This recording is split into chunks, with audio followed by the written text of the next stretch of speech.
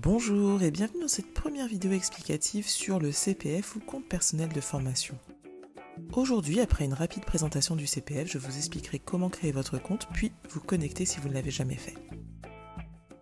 Alors, tout d'abord, qu'est-ce que le CPF ? Le CPF est un dispositif créé il y a quelques années pour remplacer le DIF. Si vous avez connu le DIF, les deux grandes différences sont que le CPF est lié à votre personne et non à votre contrat de travail dans une entreprise donnée, et que les formations pouvant être financées doivent être soit diplômantes, soit certifiantes. En gros, chaque année, une somme d'argent est créditée sur votre compte CPF, selon des conditions et jusqu'à un palier que j'explique dans une autre vidéo. Vous pouvez utiliser cette somme pour vous former dans le domaine de votre choix, tant que ce sont des formations éligibles, c'est-à-dire certifiantes ou diplômantes. Il y a quelques exceptions avec des jurys, des choses comme ça, mais ça reste plus ou moins certifiant, diplômant, il y a quelque chose d'officiel à la fin, tout simplement parce que le but c'est d'enrichir aussi votre CV. Pour trouver une formation, pour découvrir combien vous avez accumulé, il vous suffit de vous connecter sur le site moncompteformation.gouv.fr ou sur l'appli disponible sur Android et iOS, donc Play Store ou App Store. Attention toutefois, vous devez avoir des versions relativement récentes de téléphone et de Android et iOS pour que ça fonctionne sur votre téléphone ou votre tablette, bien sûr. Pour créer votre compte, donc là j'ai pris des captures d'écran sur ordinateur, donc sur le site. C'est sensiblement pareil sur l'application. Il va falloir se connecter. La différence, c'est que l'application va vous inviter à vous connecter immédiatement. Sur le site, c'est un onglet en haut à droite. Donc si c'est votre première visite, vous allez commencer par créer votre compte. En cliquant sur Connexion en haut à droite de l'écran, deux choix s'offrent à vous. Vous connecter ou créer un compte. Si vous êtes sur l'application, elle va sans doute vous le demander directement dès que vous allez vouloir la lancer. Évidemment, pour la première visite, vous allez choisir l'option « Créer un compte ». Si vous avez déjà un compte, surtout ne le faites pas, vous ne pourrez pas recréer un deuxième compte. Ce n'est pas comme une plateforme où on change d'email et on change de compte. Là, c'est lié à votre numéro de sécurité sociale. Donc si vous n'arrivez pas à récupérer un compte créé il y a longtemps, par exemple vous aviez mis votre adresse professionnelle de l'époque et vous avez changé d'entreprise et cette adresse ne marche plus, il vous faudra contacter l'assistance. Vous voyez, il y a un point d'interrogation avec écrit « Assistance » un petit peu à côté. Donc c'est là que ça se passera si vous êtes bloqué pour que vous voulez recréer un compte ou en tout cas réactiver votre compte, récupérer ce compte. Vous arriverez sur cet écran et je ne pourrai pas vous accompagner jusqu'au bout puisque je n'ai pas de compte à créer, le mien existe déjà et on ne peut pas en créer de fictif.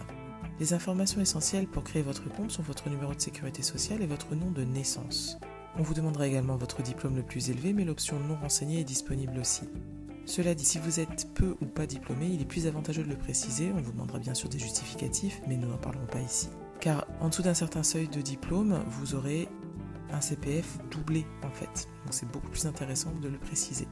Une fois ces informations claires renseignées, on vous demandera une adresse email valide bien sûr et un numéro de téléphone, puis une adresse postale et enfin de choisir un mot de passe fort. Les éléments nécessaires pour ce mot de passe vous seront indiqués, donc si vous oubliez la majuscule on vous le dira, etc. Une fois votre compte créé, vous recevrez un email de confirmation et vous pourrez vous connecter pour découvrir votre solde. Là encore, vous avez deux choix. Le premier étant France Connect. Si vous l'utilisez déjà, vous êtes peut-être tenté de vous connecter via France Connect. Et vous allez voir votre solde et il n'y a pas de souci, vous serez connecté.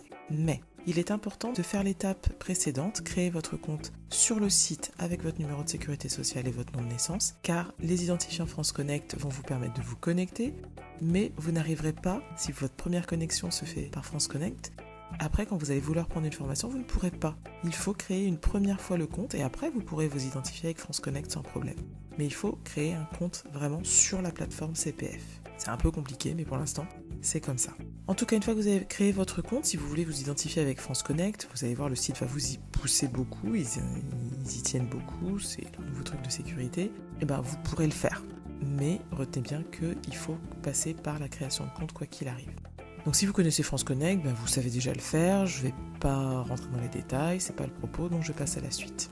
Le mode de connexion classique, ça vous demande évidemment votre numéro de sécurité sociale et votre mot de passe que vous avez créé normalement il n'y a pas longtemps. Si vous l'avez oublié, il y a une option pour le réinitialiser en suivant des instructions simples. Il faut évidemment que vous puissiez avoir accès à votre adresse email. Donc j'insiste, utilisez une adresse email perso que vous pourrez utiliser même si vous changez d'entreprise. Et voilà, vous êtes prêt à parcourir les nombreuses offres disponibles dans de nombreux domaines. Enfin, ça vous pouviez le faire même sans vous connecter en fait, mais vous êtes prêt en tout cas à les parcourir en sachant combien vous pouvez mettre dans votre formation, sans avoir à demander un financement supplémentaire, qui peut être refusé bien sûr. Et vous pouvez bien sûr vous inscrire aux formations qui vous intéressent.